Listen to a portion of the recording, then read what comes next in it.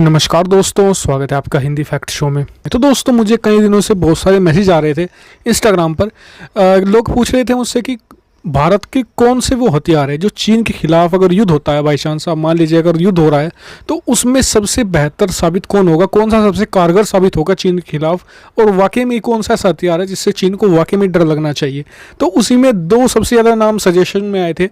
एक तो आया था आईएनएस अरिहंत का और था आईएनएस विक्रमादित्य का। तो आज हम दोनों में बात करेंगे। दोनों वाकई में बहुत ही मॉन्स्टर्स वेपन है। जी हाँ, मॉन्स्टर मतलब कि साइज में बड़े हैं और इनके काम भी बहुत बड़े बड़े हैं और बहुत ही डेंजरस वेपन है। लेकिन इनमें सबसे बेस्ट कौन है, हम इस पर बात करेंगे। दोनों के काम क्या है और वाकई में चीन के खिलाफ, खासकर चीन के खिलाफ दोनों में सबसे ज़्यादा इफेक्टिव कौन साबित होगा। चलो दोस्तों, वीडियो हम शुरू कर लेते हैं।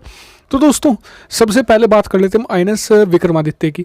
आईएनएस विक्रमादित्य जैसे कि आप जानते हैं कि एयरक्राफ्ट कैरियर है। इस पर MiG-29 एयरक्राफ्ट इस पर तैनात रहते हैं।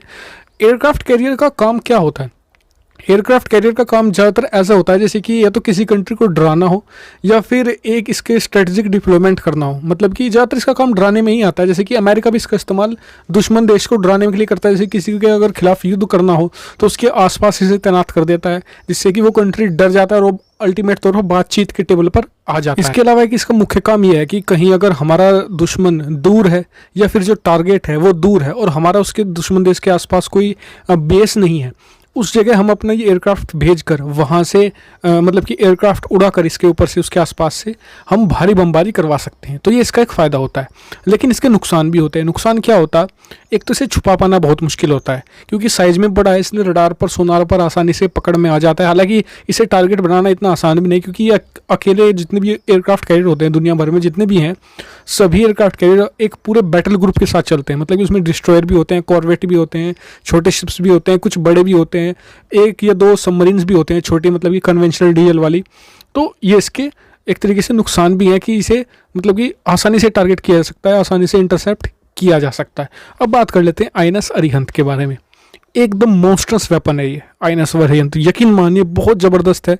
इसके जब मैं आपको काम बताऊंगा तो आप चौंक जाएंगे। लेकिन उससे पहले कुछ इसकी जो सबसे बड़ी खास बात वो ये है आईएनएस अरिहंत की कि ये एक परमाणु सबमरीन है। इसे बार बार ईंधन भरवाने के लिए सतह पर या फिर पोर्ट पर नहीं जाना पड़ता।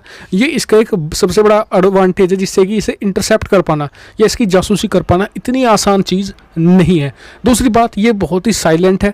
ये पानी में एक जगह रहकर, मतलब कि घूमना ऐसा कुछ नहीं, बस एक जगह रहकर दुश्मन की बहुत अच्छी तरीके से जासूसी कर सकते हैं, खासकर कि चीन की दक्षिण चीन सागर वाले इलाके में। और ये इसकी सबसे खास बात में, इसमें जो एक ऐसी चीज़ है जो मतलब कि दुनिया की बहुत ही कम सबमरीन्स में से एक है, वो है कि ये लॉन्च कर सकती है K4 सबमरीन लॉन्च मिसाइल को।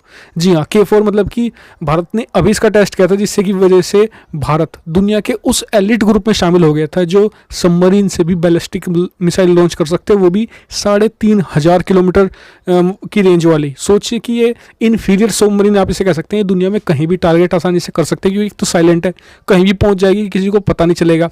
तो इसका जो इफेक्टिवनेस है ये विक्रमादित्य के मुकाबले कहीं ज़्यादा है, क्योंकि अगर विक्रमादित्य कहीं जाएगा तो वो आसानी से इंटरसेप्ट हो सकता है, लेकिन ये कहीं भी जा सकती है क्योंकि साइलेंट है, सोनार पर आसानी से पकड़ में नहीं आती।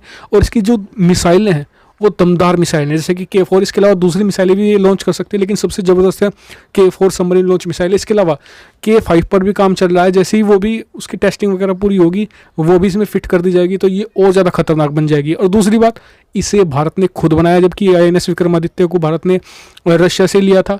रशिया ने एक अपने पुराने जो एयरक्राफ्ट कैरियर को रीअसेंबल करके भारत को दिया था, लेकिन ये भारत ने बिल्कुल स्क्रैच से खुद बनाई है परमाणु सबमरीन। और भारत उन एलिट ग्रुप में शामिल है कि जो ऐसी परमाणु सबमरीन बना सकता है। दूसरी बात, ये सस्ता होता है।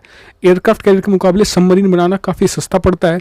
हाँ, उतना सस्ता नहीं पड़ता जैसे कि डीजल वाली सबमरीन बनाने में, न्यूक्लियर सबमरीन बनाने में महंगा पड़ता है, लेकिन फिर भी काफ़ी सस्ता पड़ जाता है एयरक्राफ्ट कैरियर के मुकाबले। और चीन के खिलाफ ये सबसे कारगर हथियार है भारत का। और वाकई में जिस दिन इसका मतलब कि भारत ने इस सबमरीन को बना लिया था, इसमें K4 मिसाइल फिट करी थी, चीन की हालत तो उस दिन ख़राब हो गई थी, क्योंकि चीन को पता है कि इसने भारत का जो न्यूक्लियर ट्रायड है वो पूरा कर दिया था।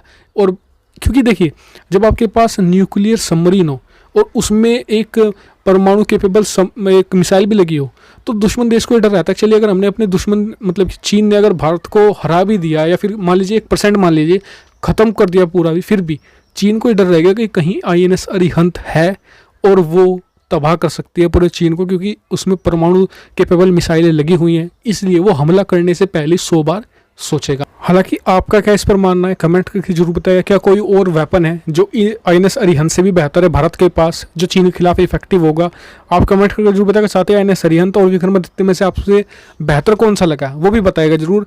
और कोई और टॉपिक हो जिस पर आप वीडियो चाहते हैं तो वो भी मुझे बता दीजिएगा, मैं बनाने की पूरी कोशिश करूँगा इस चैनल पर। Thank you for watching video.